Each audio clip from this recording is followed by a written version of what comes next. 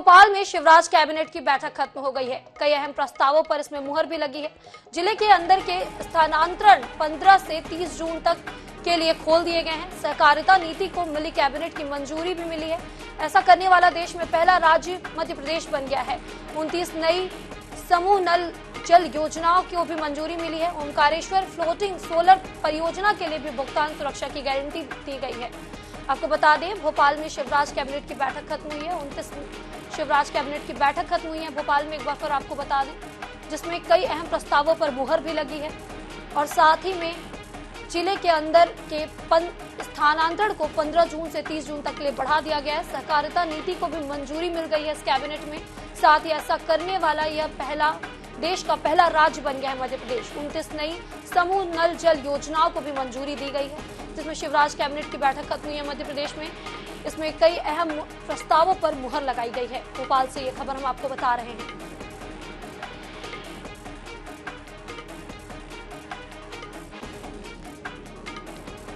आपको एक बार फिर बता दें, भोपाल में शिवराज कैबिनेट की बैठक खत्म हुई है। कई अहम प्रस्तावों पर मुहर लगी है।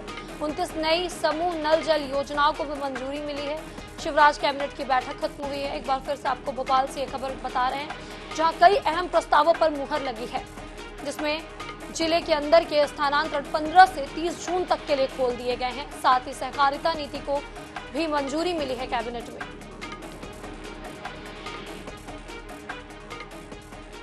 इस खबर पर ज्यादा जानकारी के लिए हमारे साथ हमारे संवाददाता दिनेश शुक्ल जुड़े हैं। जी दिनेश, आपसे जानना चाहेंगे, शिवराज कैबिनेट की बैठक खत्म हुई है, कई अहम प्रस्तावों पर मुहर भी लगी है, क्या कुछ जानकारी है?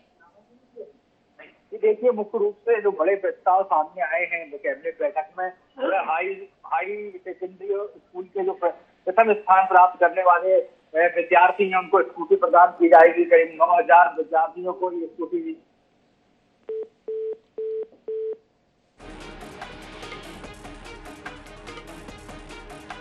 टेक्निकल प्रॉब्लम की वजह से दिनेश से हमारा संपर्क कट गया। एक बार फिर आपको बता दें, भोपाल से खबर, जहां शिवराज कैबिनेट की बैठक खत्म हुई है, कई प्रस्तावों पर मुहर लगी है। सहकारिता नीति को भी कैबिनेट में मंजूरी मिली है। ऐसा करने वाला देश का पहला राज्य मध्य प्रदेश बन गया है। आपको बता दें, 29 नई समूह नल जल योजनाओं को भी मंजूरी मिली है। साथ ही आपको बता दें, शिवराज कैबिनेट की बैठक भोपाल में खत्म हुई है। कई अहम प्रस्तावों पर मुहर लगी है। जिले के अंदर के स्थानांतरण 15 जून से 30 जून तक के लिए खोल दिए गए हैं। सहकारिता नीति को भी मंजूरी मिली है। ये अहम फैसले शिवराज कैबिनेट की बैठक में लिए गए हैं।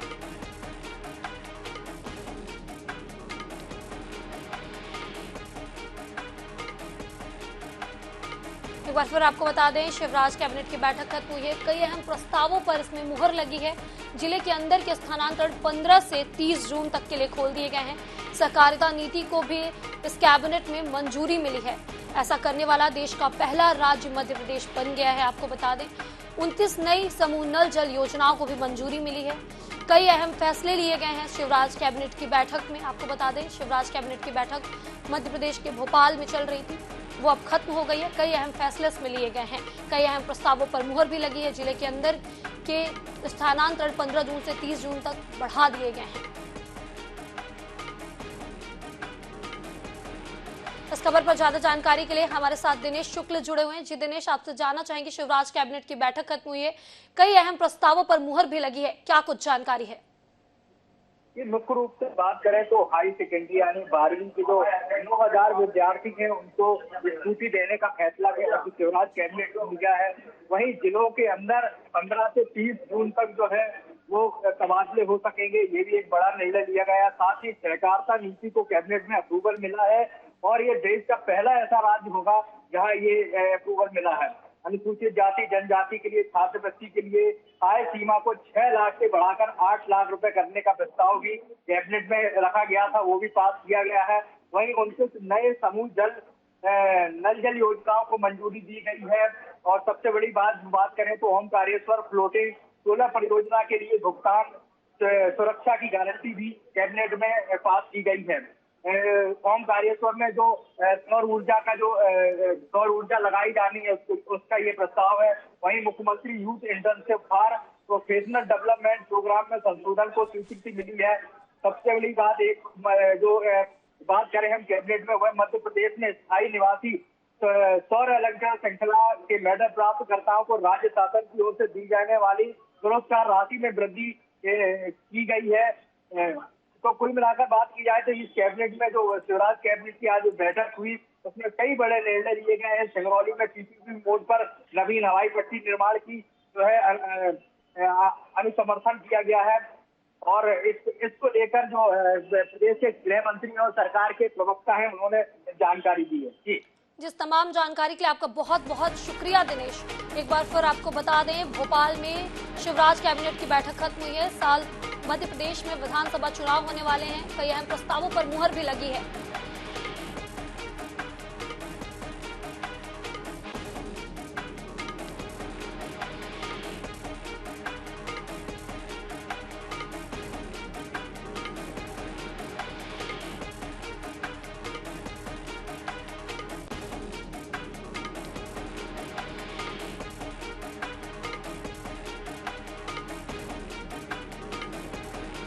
बढ़ते हैं खबरों की ओर।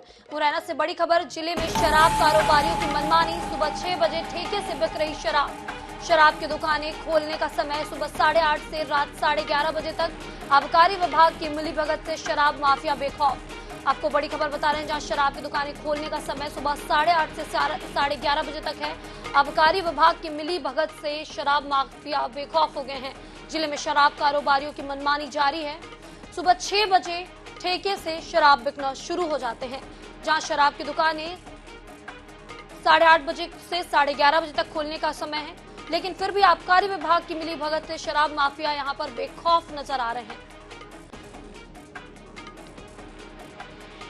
NH24 आपको एक्सक्लूसिव तस्वीरें दिखा रहा है, जहां सुबह 6 बजे ही शराब माफिया शराब बेचना शुरू कर देते हैं।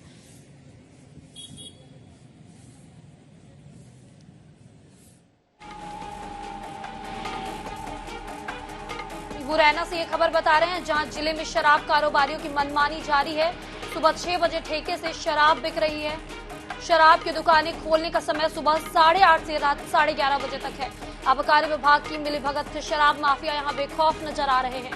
जिले में शराब कारोबारियों की मनमानी लगातार जारी है। मुरैना से ये खबर हम आपको दिखा रहे हैं। बड़ी खबर मुरैना से, जहां सुबह 6 बजे से ही शराब बिकना शुरू हो जा रही है। शराब की दुकानें खोलने का समय 8:30 बजे से है और रात को 11:30 बजे बंद करने का है, लेकिन फिर भी आबकारी विभाग की मिलीभगत से इस काम को शराब माफिया अंजाम दे रहे हैं।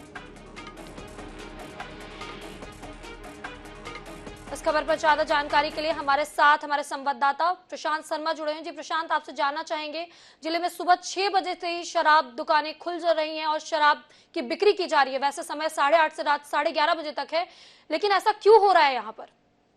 देखिए, जिस तरीके से मध्य प्रदेश सरकार ने जो शराब कारोबारी है उनके लिए टाइम फिक्स किया हुआ है। सुबह कहा जाए 8:30 बजे के बाद शराब की दुकानें खोली जाती हैं और रात के 11:30 दुकानों को बंद किया जाता है। लेकिन मुरैना में जो शराब माफिया है, जो शराब कारोबारी है, उसकी आबकारी विभाग से मिलीभगत है और लगातार वो जो लोग हैं वो नियमों को ताक पर रखकर अपने काम को अंजाम दे रहे हैं। ऐसा ही एक मामला सुबह मुरैना में देखने को मिला। सुबह मुरैना में शराब कारोबारी थे, उन्होंने ठेके सुबह 6 बजे खोल लिए और यहाँ पर शराब जो थी पूरे जिले में बेची जा रही थी और जो पूरे लोगों को शराब परोसी जा रही थी। इसको लेकर जो आबकारी विभाग है वो कभी कार्रवाई नहीं करता। अगर समय पर रहते कार्रवाई की जाए तो ऐसे जो कारोबारियों पर अंकुश लग सकेगा।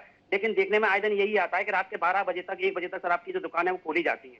इससे साफ तौर पर यह अंदाजा लगाया जा सकता है कि इस तरीके से जो आबकारी विभाग है वो अपनी जिम्मेदारियों के प्रति बिल्कुल कर्तव्यनिष्ठ दिखाई नहीं देता है और लगातार जो शराब कारोबारी है वो अपनी मनमानी को अंजाम दे रहे हैं। जी, जिस तमाम जानकारी के लिए आपका बहुत बहुत धन्यवाद प्रशांत।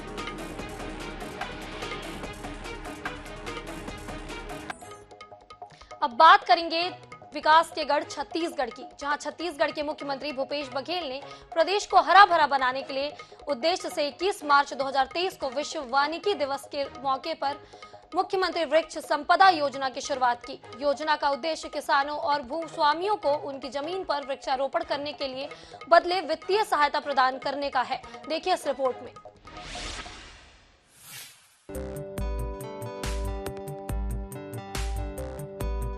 भूपेश सरकार ने मुख्यमंत्री वृक्ष संपदा योजना की मदद से 6 करोड़ पेड़ लगाने का लक्ष्य रखा है, जिसमें 500 से अधिक किसान इस योजना का लाभ ले रहे हैं। धमतरी के लाभार्थी किसान आनंद पवार ने बताया कि इस वर्ष 12 प्रकार की प्रजाति के पौधों का रोपण किया गया है। इनमें clonal eucalyptus, root shoot teak, tissue culture, चंदन, मेलिया दूबिया, सामान्य बांस, टिश्यू कल्चर बम्बू, रक्त चंदन, आंवला, खमार, शीशम सहित महानीम शामिल है। एक पेड़ के पीछे करीब 23,000 रुपए की लागत एक वर्ष में आती है। इसके बाद दूसरे और तीसरे वर्ष में इसकी लागत कम हो जाती है। 5 साल बाद ये पेड़ कटने लायक हो जाएंगे, जिसे बेचने पर तकरीबन 2 से 3 लाख रुपए की आवक होगी। ये मुख्यमंत्री वृहद संपदा योजना एक मील का पत्थर साबित होने वाला है छत्तीसगढ़ के किसानों के लिए। जो किसान अपने निजी भूमि में पहले जो भी वृक्ष थे उसको काट चुके थे क्योंकि उससे फसल खराब होती थी, तो उसके विकल्प के रूप में माननीय मुख्यमंत्री भूपेश बघेल जी ने मुख्यमंत्री वृक्ष संपदा योजना एक प्रारंभ की, जिसका सबसे बड़ा बेनिफिट ये है, इसका लाभ ये है कि ये पौधे जो निजी ज़मीन है उसके जो पड़ित ज़मीन है या किनारे की ज़मीन है, जो मेड़ वाला एरिया है, उसमें लगा सकते हैं। और उसमें टिश्यू कल्चर सागौन है और क्लोनल नीलगिरी का पौधा है, उसमें मिलिया डूबिया का पौधा है। तो इस तरीके से उन्नत पौधों के हाइब्रिड उसमें टिश्यू कल्चर वाले पौधों को लगाया जाता है, जिसके लिए किसान स्वयं, मैं खुद विश्रामपुर में लगाया हूँ। सरकार के निर्देश पर किसानों को इस योजना का लाभ दिलाने के लिए वन विभाग हर संभव मदद कर रहा है। वृक्षारोपण से लेकर इनकी देखरेख तक वन विभाग की निगरानी में की जा रही है। इस योजना में 5 एकड़ से कम भूमि में वृक्षारोपण करने पर 100% अनुदान है। किसान का कुछ भी खर्च नहीं होना है, रखरखाव उनके द्वारा किया जाएगा। 5 एकड़ से अधिक जमीन पे रोपण करने पर आधा अनुदान है, 50% किसान के द्वारा दिया जाएगा, 50% शासन के द्वारा दिया जाएगा। और इससे जो है धरती में हरियाली बढ़ेगी, उसके साथ ही साथ जो है किसानों के आय में भी वृद्धि होगी। भूपेश सरकार की मुख्यमंत्री वृक्ष संपदा योजना का उद्देश्य निजी भूमि पर वृक्षारोपण को बढ़ावा देना है। इससे प्रदेश में हरियाली बढ़ेगी, साथ ही किसानों व भूस्वामियों को वित्तीय मदद भी मिल पाएगी। INH news bureau.